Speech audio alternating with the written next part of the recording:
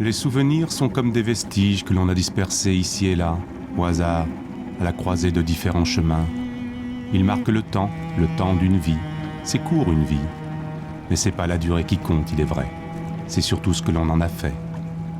Moi, j'ai le sentiment du devoir accompli, le sentiment d'avoir rempli une mission. Tout n'a pas toujours été parfait peut-être, mais au final j'étais là. J'ai toujours répondu à la demande. Aujourd'hui, à 32 ans, il est temps pour moi de passer la relève. Durant ces années, les embruns sur ma carcasse déjà bien rouillée ont causé des dégâts irréparables. Alors, je reste là, pour l'instant. Immobile, j'écoute. Parfois, il me semble entendre des bruits. Les enfants des anciens qui, poussés par leur curiosité, viennent comprendre comment c'était avant. Parce que pour eux, il y a un après. Pour moi, il n'y a plus rien que la mémoire qu'ils voudront bien me consacrer.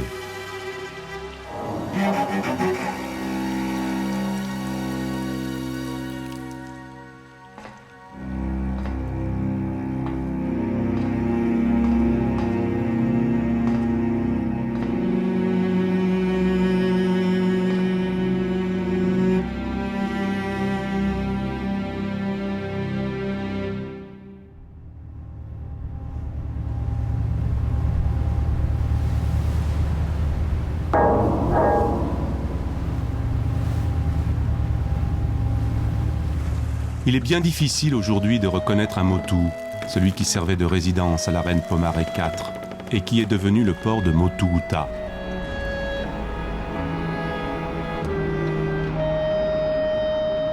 Dans la passe permettant l'accès au port, quelques surfeurs téméraires s'aventurent encore sur des vagues contrariées, coupées par le passage régulier des navettes sur Moorea et autres navires commerciaux, toujours plus nombreux d'année en année.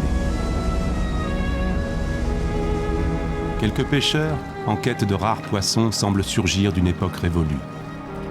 Mais depuis 1965, date de l'extension du port, ce sont les quais et les entrepôts les vrais habitants de cette zone. C'est à partir d'ici, solidement ancré dans les habitudes, amarré à mes devoirs, que durant 32 ans, les marins remplirent mes cales de toutes sortes d'affaires et de matériaux. À partir d'ici, que mes aventures vers les îles toujours commençaient. Se jouait alors devant moi, à chacun de mes passages, sur chaque embarcadère, un spectacle vivant, haut en couleur. Un ballet d'élévateurs et d'autres engins mécaniques évoluant sur une chorégraphie bien orchestrée.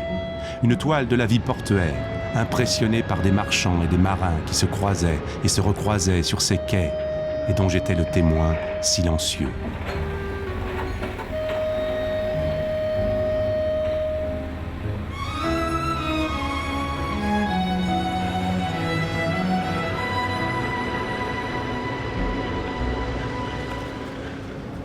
Toutes sortes d'enseignes défilaient sur le rythme de l'efficience. Ils se défiaient aussi, l'agroalimentaire, le bâtiment, les produits manufacturés. J'allais insuffler une énergie nouvelle dans le commerce interinsulaire de ces terres les plus au sud de la Polynésie française.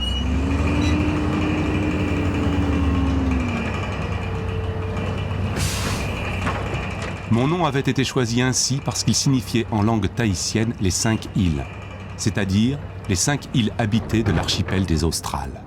Rimatara, Rurutu, Tubuai, Reivave et Rapa. Les marchandises posées à quai indiquaient fièrement ces destinations. Et au centre de toute cette agitation et de ce tintamarre, il y avait les hommes.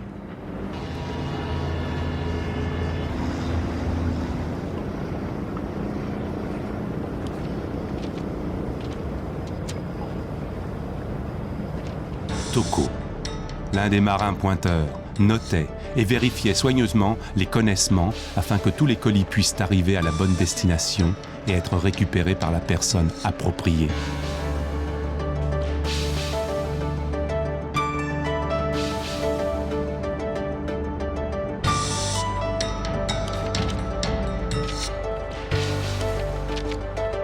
Une foule d'impressions se dégageait autour de cette effervescence, coutumière du lieu et pénétrée par l'âme de tous.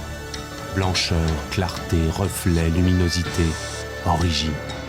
Ardent, brûlure, soleil, travail. Ardeur, travail. Monter, descendre, enchaîner, déchaîner, répétition. Chargement, déchargement, répétition. Chargement, déchargement, ailleurs. Ailleurs, dans les îles, répétition. Et puis, répétition, encore.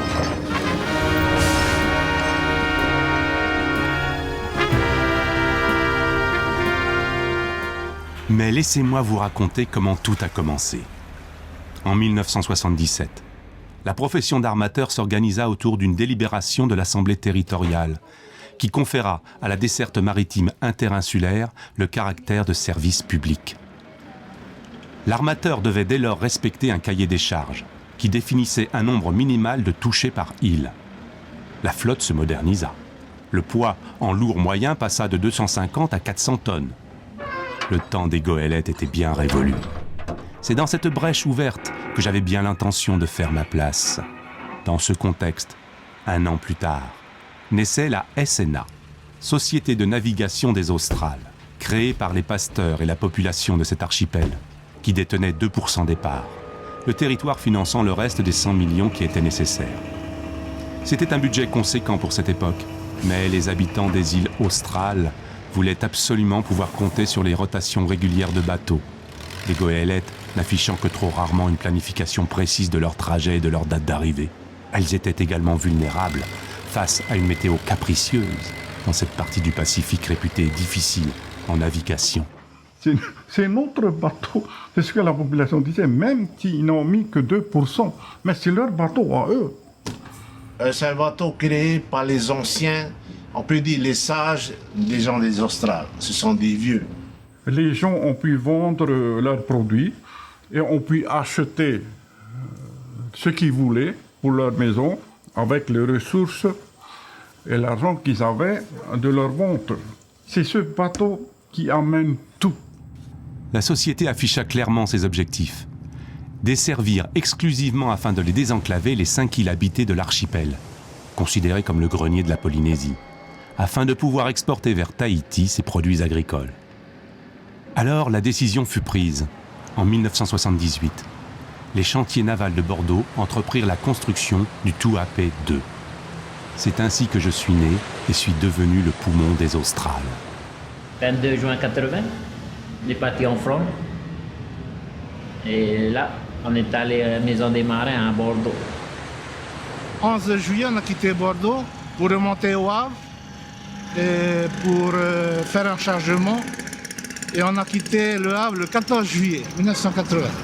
On était 16 Tahitiens, 16 Polynésiens qui sont venus de Bordeaux, qui sont partis de Tahiti et qui sont revenus. On était 16. Et on est arrivé ici le 31 août, presque un mois et demi après. Sur le bateau, en ce moment, en tant que convoyeur, il n'y a que moi qui reste aujourd'hui là. À mon arrivée, une foule pittoresque et enthousiaste s'empressa de suivre l'événement. Elle festoya de danses et de chants traditionnels, dans une première tournée triomphale dans tout l'archipel.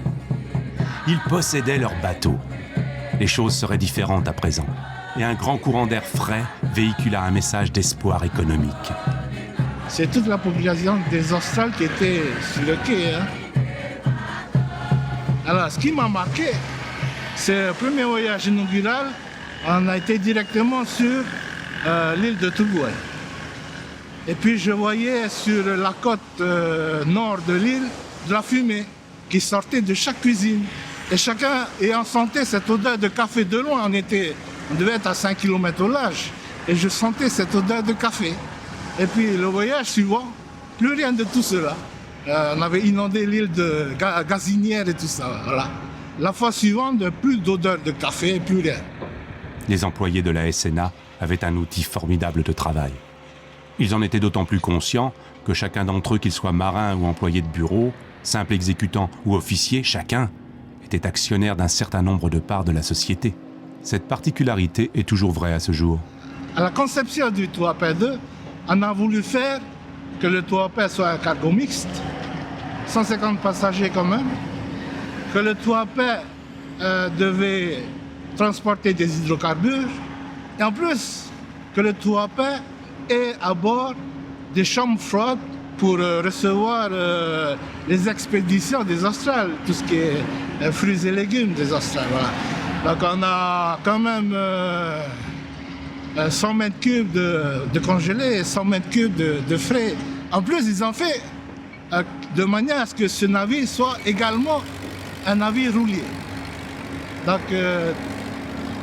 toutes ces caractéristiques jugulées fait que c'est vraiment un navire à part. Voilà. C'est vraiment à part. C'est spécial austral.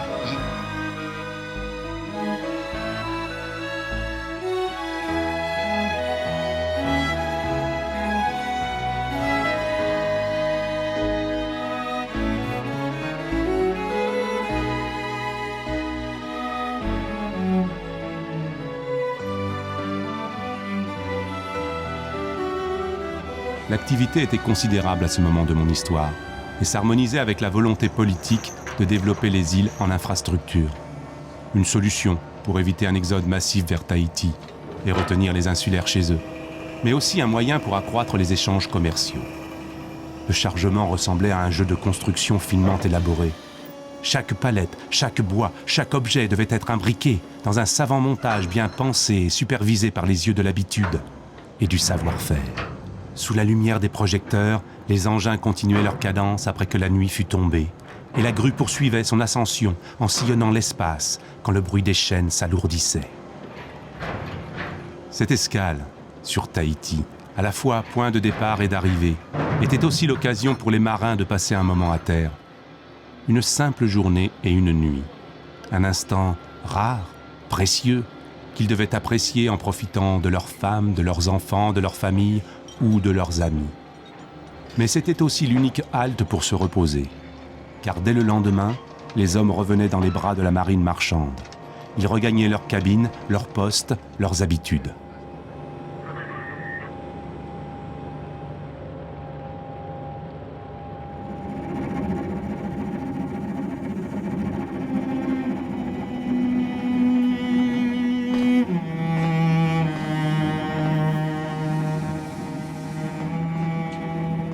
Jour et nuit, les quarts se succédaient, et chaque navigant devenait barreur à tour de rôle selon un programme rigoureusement établi à l'avance.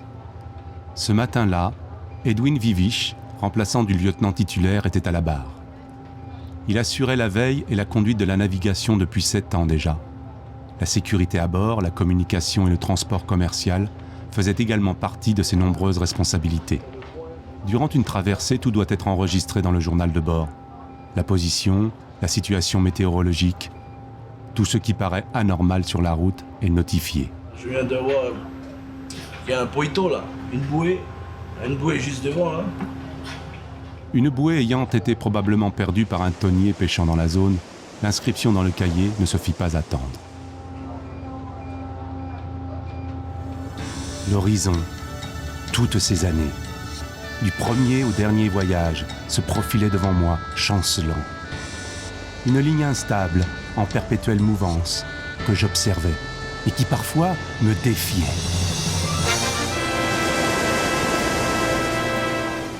À l'abri et à l'ombre du cuisant soleil, le pont était l'emplacement préféré des passagers, car l'air y arrivait de toutes parts, et il y faisait plus frais que dans les cabines, où, de toute façon, la clim ne fonctionnait plus depuis bien longtemps déjà.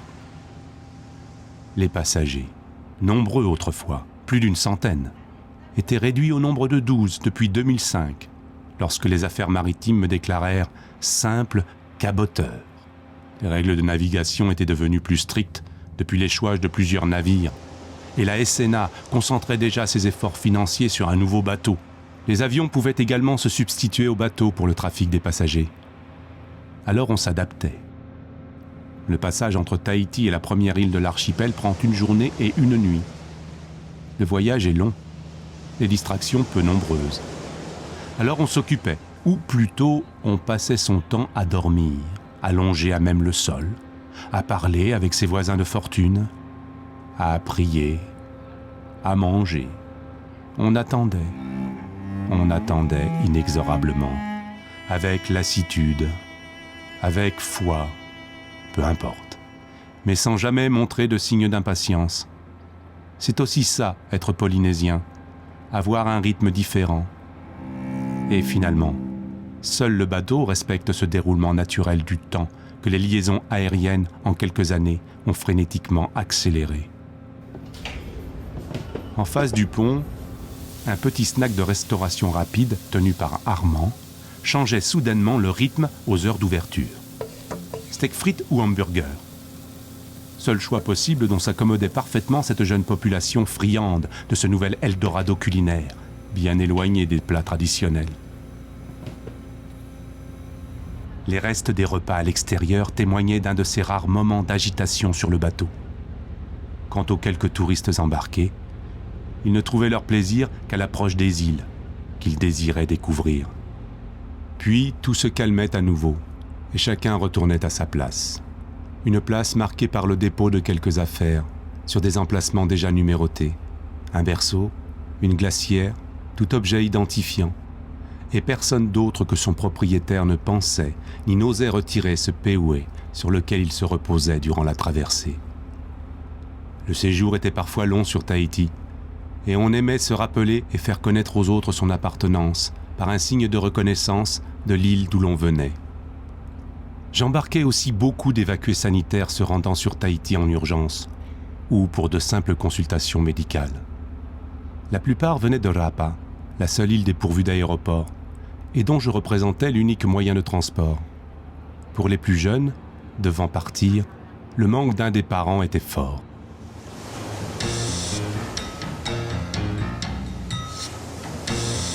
Alors, des événements heureux ou tragiques ne manquèrent pas de ponctuer mon parcours durant toutes ces années d'activité. Des cris de joie de ces enfants nés à bord, ou ceux de détresse de ce passager décédé en tombant d'un escalier, et dont l'antirouille semble désormais faire écho. Leurs regards, jamais oubliés, murmurent encore dans chaque recoin, et résonnent d'une seule voix de chaque coursive. Intarissable je pourrais l'être, tant je fus le témoin de leurs confidences. Des vies qui se croisaient, s'enchevêtraient, se comprenaient tout au long de ces innombrables traversées. Tel ce Taurumi, ancien marin lui-même, qui lors d'un voyage secourut un enfant en détresse et raconta son acte en toute humilité, comme s'il s'agissait d'une simple formalité.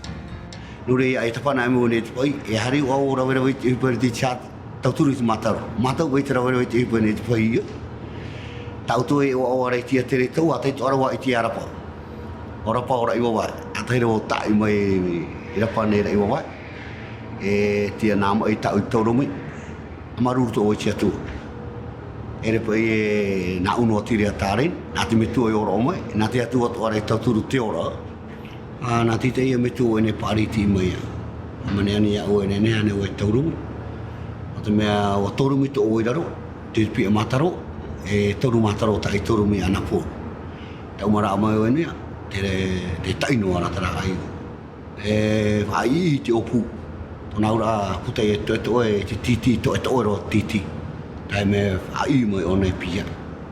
La plus petite des îles habitées des Australes, avec ses 8 km² 600, Rimatara se situe à 538 km au sud-ouest de Tahiti. L'absence de quai jusqu'à présent a obligé les marins à décharger comme autrefois les marchandises sur des baleinières. Les opérations étaient précises et délicates, voire dangereuse, lorsque la mer présentait des creux de plusieurs mètres, ce qui se produisait fréquemment. La baleinière pouvant percuter la coque et se renverser, projetant du même coup toute la cargaison au fond de l'océan. Cela arrivait parfois, et on trouve des véhicules et des engins neufs gisant à plusieurs mètres de profondeur. Fort heureusement, cela restait exceptionnel. Le débarquement d'un nouveau véhicule était particulièrement spectaculaire.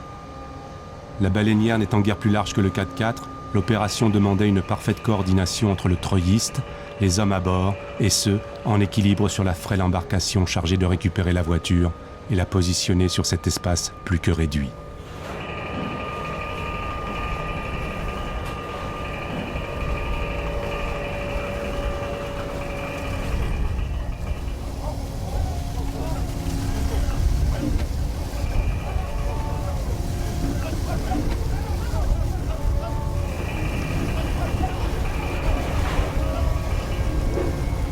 Je me rappelle en 2009, on a eu un problème sur Rimatara. Il y avait eu un chavirement d'un des baleinières, mais il n'y a pas eu de blessés. Tellement la mer était forte dans la passe, il y avait de la houle, des houles, des creux de 2-3 mètres à l'entrée de la passe. Les 2 baleinières effectuaient sans relâche des rotations à un rythme soutenu toute la journée et jusqu'au soir. Car bien que de petite taille, Rimatara reste étonnamment l'une des îles les plus actives et celle qui exporte le plus de marchandises vers Tahiti, notamment le copra et le pandanus, délaissés depuis longtemps par ses voisines.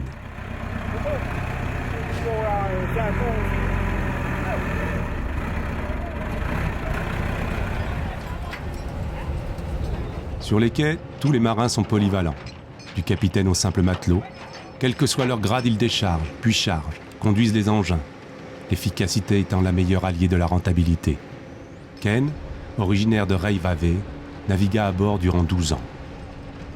Moi, en tant qu'officier, je participe au chargement et au déchargement de la marchandise et à la sécurité de l'embarquement et du débarquement des marchandises. Normalement, quand tu es officier, tu restes officier, tu fais que ton boulot d'officier.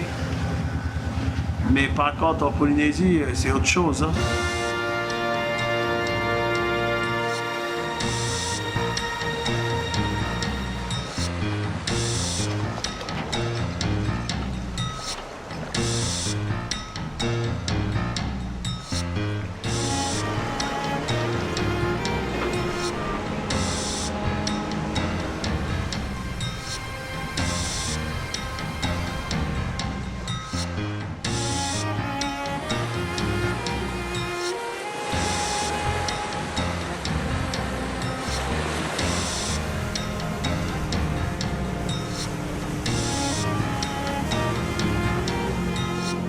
Sur l'île, cette encre nous rappelle encore que des bateaux, par le passé, s'échouèrent.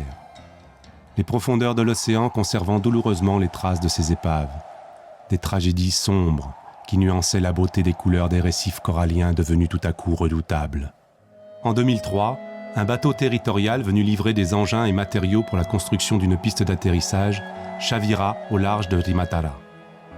On reçut par radio un appel de détresse envoyé par les habitants, spectateurs impuissants du drame. Et automatiquement, on a été réquisitionné par l'État pour participer aux opérations de sauvetage. Alors, en arrivant sur la zone, il y avait déjà le Super Puma qui était là. Lui, il récupérait les survivants. Et nous, en arrivant sur la zone, c'était nous qui récupérions les morts. On a eu 3 ce jour-là.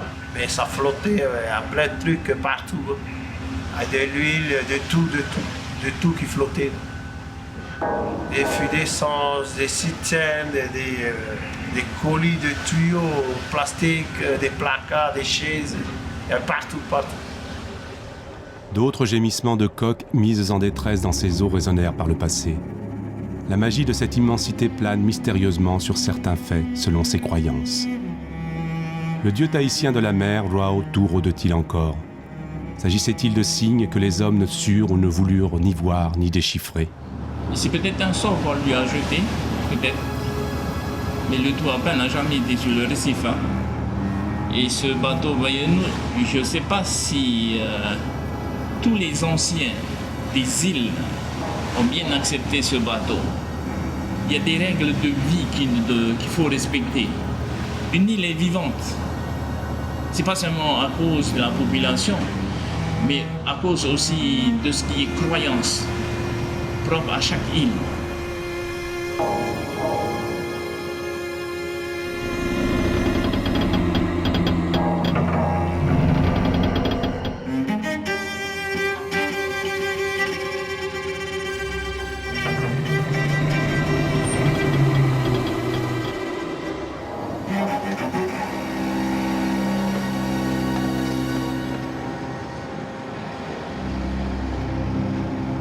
Usé, fatigué, tremblant, j'exhalais mes derniers râles durant ces voyages ultimes. La mer sombre à l'horizon se confondait à la noirceur d'un ciel à peine étoilé. Et cependant, une lumière toujours me guidait, une exaltation lumineuse de ce qu'il nous restait à accomplir. La vitesse diminuait, les distances paraissaient s'allonger, les nuits devenaient plus longues, mais toujours nous avancions. On avance à 8-5 nœuds. Parfois, en moyenne, on est à 8 nœuds. La houle, la mer irrégulière, les courants, les dépressions fréquentes de cette région du Pacifique nous secouèrent violemment à maintes reprises. La menace des cyclones nous faisant dérouter, changer de cap et chercher le seul abri qu'il fut possible de trouver en pleine mer, derrière une île, à l'exact opposé de la direction des vents. Et toujours, nous avancions.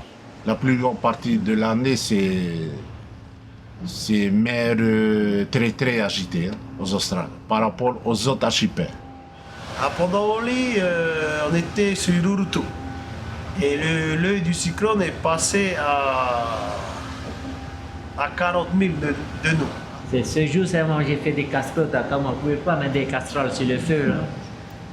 Et toi, il y a la casserole qui s'enroulait, il y a l'eau qui...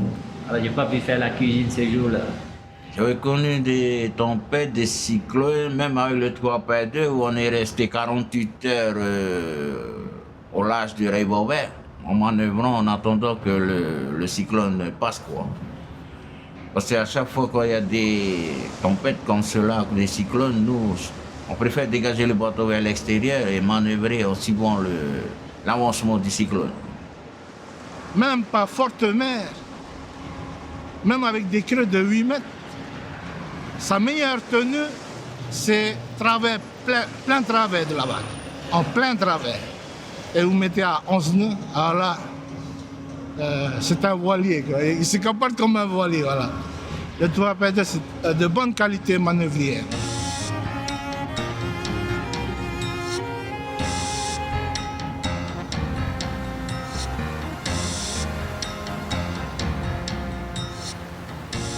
Une mer calme et légèrement ondulée nous amena ce jour à Rurutu.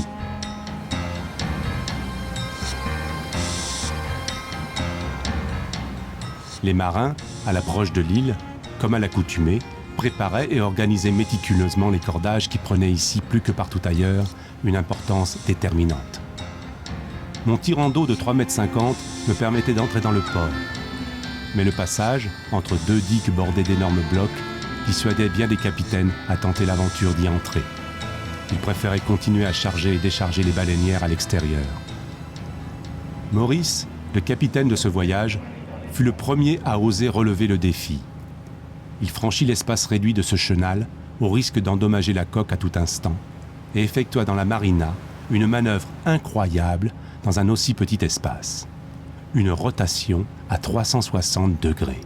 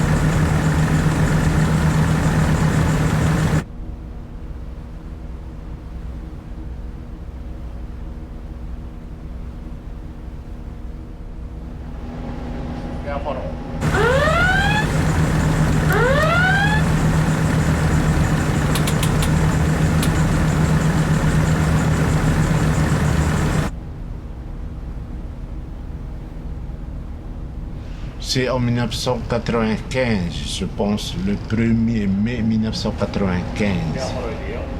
J'ai demandé d'abord les pêcheurs de Rurutu de sonder la passe de Rurutu Ils m'ont dit c'est fond, c'est assez.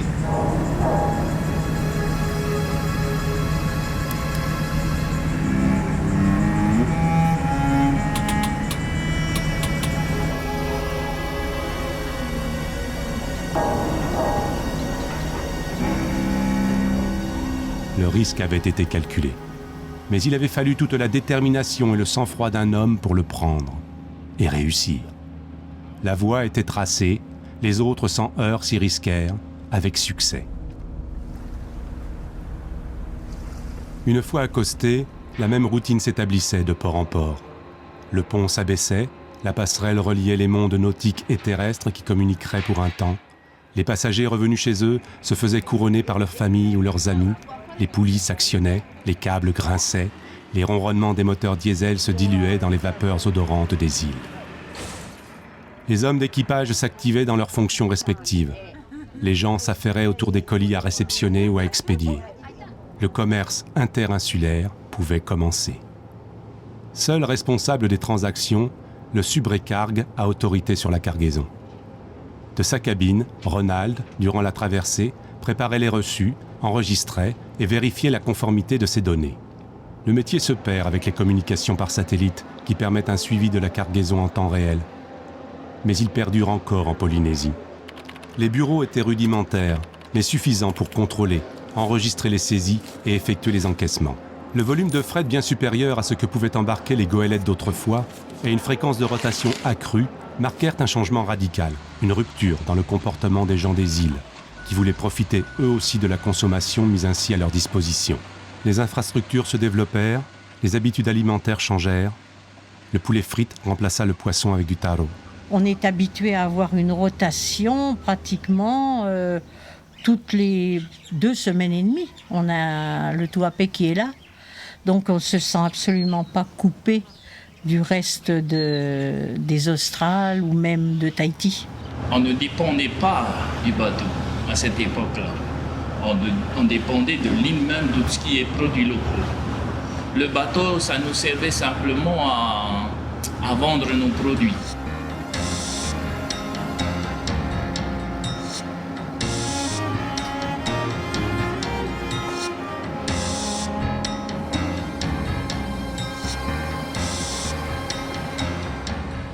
La fin du jour en mer précède toujours l'écriture d'une nouvelle page, celle du lendemain, qui tout naturellement s'additionne aux autres. Les hommes se succédant au même poste et les enfants marchant sur leurs traces se rejoignent vers la même destinée d'une mémoire collective.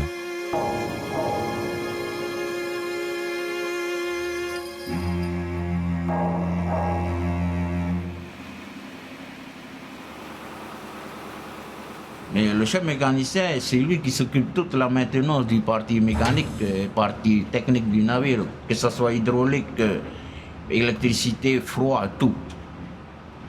Le frigo, c'est lui-même qui répare en mer. Quand il y a un problème d'électricité, tu le répares en mer. Quand il y a une partie technique qui est abîmée, il faut essayer de le réparer en mer. Et de finaliser les travaux à quai à Popété. Que ce soit le Tuapé, que ce soit un autre bateau, tu as toujours quelque chose à faire. Quelqu'un qui me dira que j'ai rien à faire sur ce bateau, c'est quelqu'un qui dit n'importe quoi et qui n'a pas de durée dans la navigation. Sur un bateau, tu as toute la maintenance à suivre. Quand il était neuf, il faisait du 11,5 à 12 nœuds. Aujourd'hui, il a pris de l'âge, il a 30 ans, on tourne entre 9,5 à 10 nœuds maxi, quoi. Le plus dur, c'est la petite famille, c'est la femme. Mais au fil du temps, ils finissent par s'adapter, quoi. Mais c'est assez dur au début. Comme j'ai des amis qui sont capitaines à la retraite, ils ont du mal à rester à terre. Hein. Ils ont eu le goût de la mer, ben, ils veulent retourner. Hein. Et c'est ce qu'ils font. Hein. Ils quittent la famille. Hein. Curieux paradoxe alors que celui de ces marins qui, devant le plus fort symbole de liberté, lorsqu'au loin l'océan se courbe à l'infini, se retrouvent enfermés dehors. Une vie familiale difficile à concilier avec une existence faite d'aventures, mais cependant parfaitement revendiquée.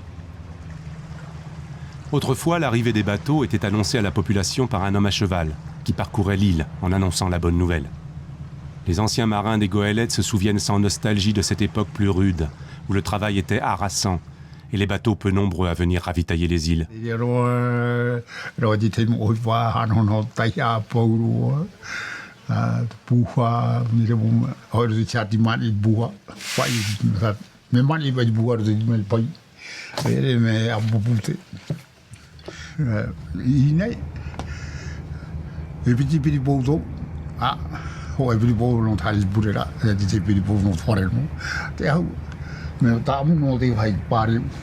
À l'époque, il n'y avait pas de neige. Voilà.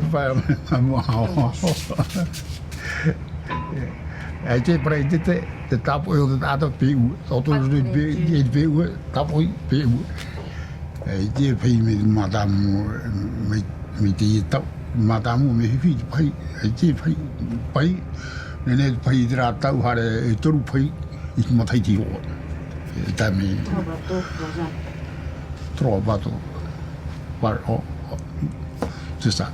C'est pas fait comme maintenant. C'est pas tous les mois bateau, non, non, non. Là, tout le monde a noté pas trois pas de hamlet pas. Ah, trata na oui là. Nous disons trois pas de hamlet pas non là.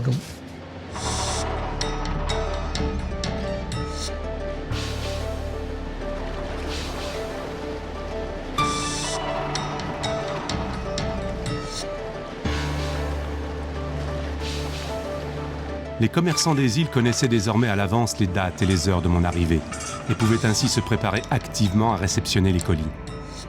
Les voitures et les 4x4 ayant remplacé les chevaux, le besoin d'approvisionnement en carburant devenait essentiel, non seulement pour ces véhicules, mais pour les centrales électriques aussi.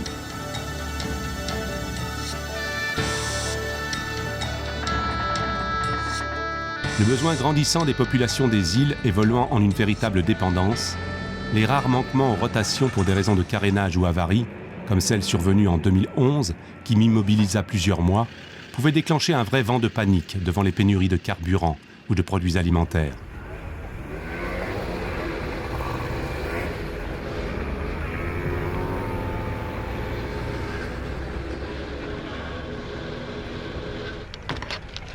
Les temps ont changé. Ce qui n'était pas nécessaire alors devenait subitement indispensable. La société de consommation s'était installée.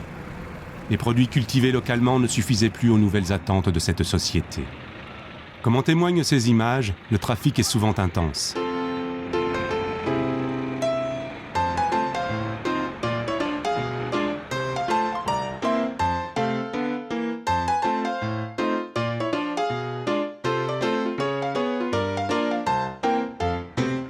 L'activité de Tubuai, considérée comme le grenier de la Polynésie, porte essentiellement sur des biens de consommation venant de Tahiti. Le café, la vanille et le copra ne sont plus cultivés. Tubuai n'exporte guère qu'au moment de la récolte des pommes de terre, des carottes ou des litchis en fin d'année. Aussi, les objectifs de la SNA, lesquels devaient permettre une augmentation de la production agricole des Australes pour aboutir à une autosuffisance polynésienne sur certains produits, sont-ils toujours loin d'être atteints. Le volume de fret avait fortement baissé par rapport à mes débuts et mes cales se remplissaient difficilement en ces temps de crise. Le Tuapai n'est pas chargé quand il vient des propriétés et même au retour, il n'y a presque rien à embarquer. Nous sommes dans des périodes difficiles de ce côté-là.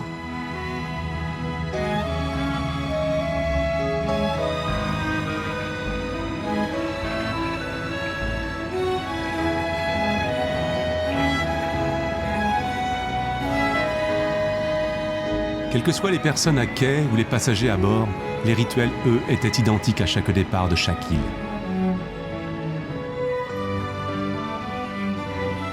Et ces bras levés tissaient comme une toile géante, reliant tous ces hommes d'un seul peuple vivant sur aussi peu de terre et dispersés par autant d'eau.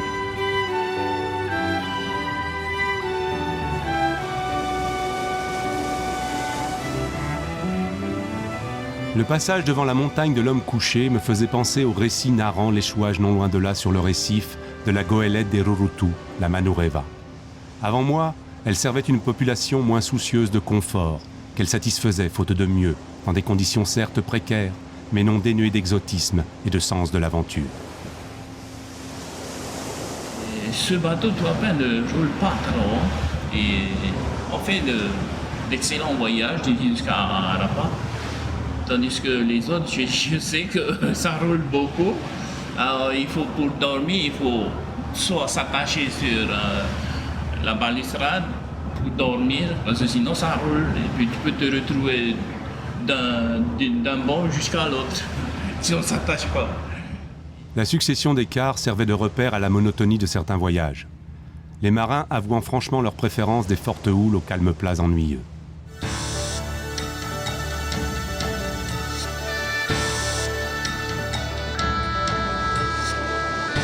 La perception du voyage était différente pour les passagers, qui, ayant déserté leur cabine, venaient emplir leur sens d'ivresse devant le spectacle de l'océan. Dans le garage, sous le regard craintif de quelques animaux, les hommes continuaient leurs travaux d'entretien routiniers avant la prochaine arrivée.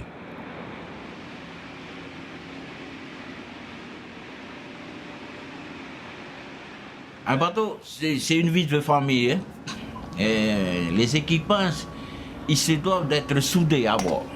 Dans des moments durs, quand il y a un problème, les marins se soudent entre eux pour pouvoir résoudre ces problèmes.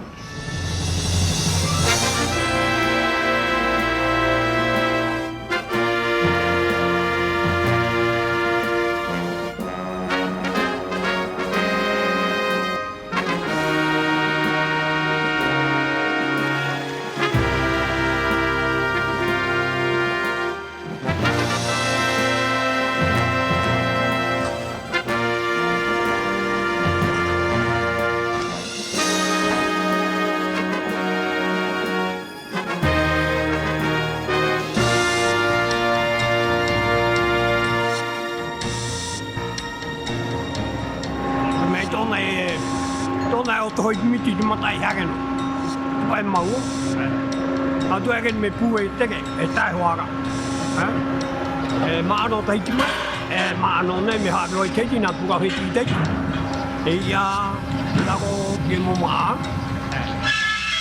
O taitima e pune, bion ke mo maa. Tēnei ai, no tra mea te wagatu pai e tau i aho mai. No mātou me pepe no mātou tua apa. Mātou i apa e mātou te i pai Ai te mātou hina ago ia ai tua apa. Pepe ago mātou te i pai.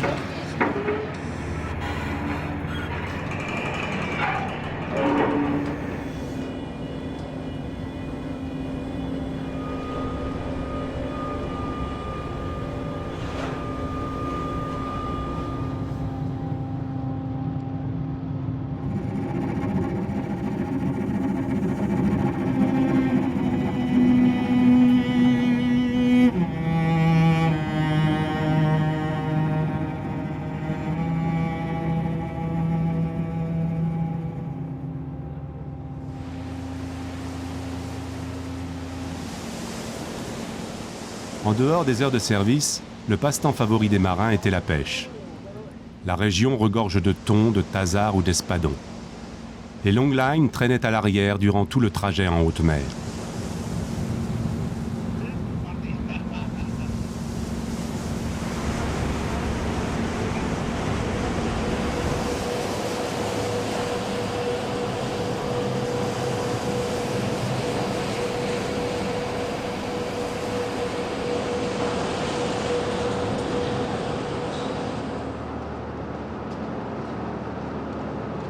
Toutes les coursives semblaient mener à la cafétéria, tant la croisée des hommes d'équipage en ce lieu, et ce malgré les heures d'ouverture strictes, y était fréquente. Entre deux escaliers, entre deux ponts, chacun mutuellement se saluait par des tamahas, lancés comme une formule de politesse teintée d'un indicible désir pour les uns et de satiété pour les autres. Poia, paia. Les gars venaient se restaurer, mais aussi se détendre, rigoler, car l'action ne se faisait jamais attendre très longtemps. Rémi, chef cuisinier à bord depuis le convoyage de France, les accueillait tour à tour avec un sourire et une bonne humeur égale en toutes circonstances. Les plats devaient rappeler aux marins les saveurs traditionnelles de chez eux, mais sans oublier de toujours prévoir une deuxième ration. Une seule assiette serait bien une marque de mesquinerie de la part du chef. Ce n'était évidemment jamais le cas. On ne peut pas faire tout le temps les marketing. Il y a d'autres aussi qui aiment les steaks frits, poulet frit, comme tous les repas tech. Charmen, Atinto, ces plats-là, ils aiment bien. De toute façon, ici, on mange de tout. Tu sais, le Trois Perdus, c'est toute ma vie. Hein. 30 ans quand même, je suis à bord de ce bateau-là. C'est ma vie, tous les jours, je suis là. La famille, oui, c'est la famille les marins. On est tous des familles, quoi. Les 10 premières années qu'on a fait, on transportait quand même plus de 100 personnes, hein, passagers à bord du Trois Perdus, dans les 10 premières années, de 80 à 90 par là, jusqu'à que le toit Aran, le Nuit est arrivé. Ah, ça diminue un peu les passagers du Trois Perdus, comme ils ont pris le monopole du ramassage scolaire.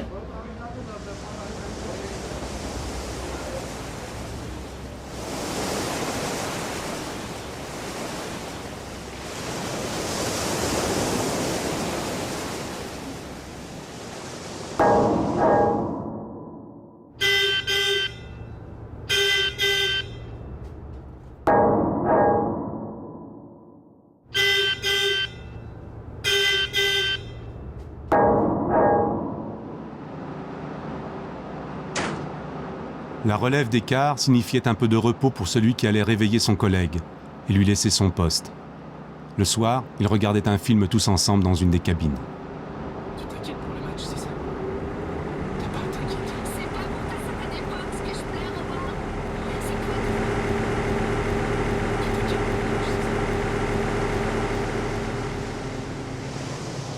Contrairement aux autres îles des Australes qui se situent légèrement au-dessus ou en dessous du tropique du Capricorne, la plus jeune et spectaculaire Rapa est bien isolée, à plus de 600 km au sud de cette ligne, à une journée de mer de Tubuai. Au-delà, il n'y a plus rien. Ne possédant pas d'aéroport, seuls les bateaux lui permettent un désenclavement économique et social. J'assurais le transport scolaire entre Rapa et le collège de Tubuai pour le rapatriement des élèves durant les vacances scolaires. Quelques années plus tard, le bateau administratif prit la relève pour raison de sécurité. Ben, à la base, c'était plutôt des bateaux administratifs, de l'administration territoriale, des bateaux militaires. Et très rarement, une fois tous les 6 mois, la goélette qui dessert les îles australes. Donc l'arrivée du Trois Perdus a été vraiment un grand changement par rapport au transport scolaire. Pour le retour des élèves, on les mettait dans le garage en bas. On étalait une grande bâche et puis les revolvers dormaient de leur côté et les Rapas de l'autre. Et comme à chaque fois ils rentraient avec leur guitare, c'était toujours animé.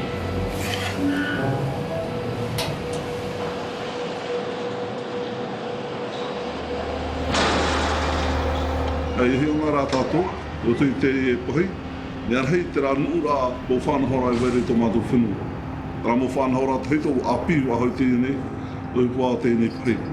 Nā mua e tamatu mātu maurara, me rono maduru i tramo whare rā aunu. Te mahana, wa tairo māturu i tra whare me tīmā i te mahana. Te rea te mea mātou nuuri e tō mātou maupuromu, me nā te hiti rō mai te mai te iri iri. O tā te gravi e noni puromu, me nā te hiti rō mai te uta, e te iho atu pahi,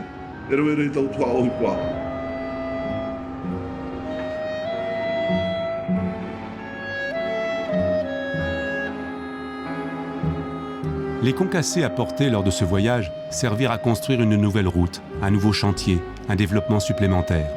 Approbation pour les uns, résignation pour les autres. Ils apportaient néanmoins un travail pour certains, un travail difficile à trouver, dont les emplois municipaux constituaient l'essentiel du tissu économique. En permettant enfin l'apport de ces matériaux lourds à transporter, je favorisais durant toute ma carrière l'essor de ces îles reculées. Pour nous, c'est un attachement. C'est un bateau qui nous a beaucoup servi. On a beaucoup d'histoires avec ce bateau. Oui. Mais le bateau, c'est aussi un moyen, lorsqu'on vient à Rapa, pendant ces 4 jours ou 5 jours de bateau, de reprendre contact avec la famille, de discuter du pays, des choses qu'on a vues. C'est devenu vraiment un bateau de sociabilité. Sans amertume, je voguais pour la dernière fois dans ces eaux qui reflétaient de moi une image patinée.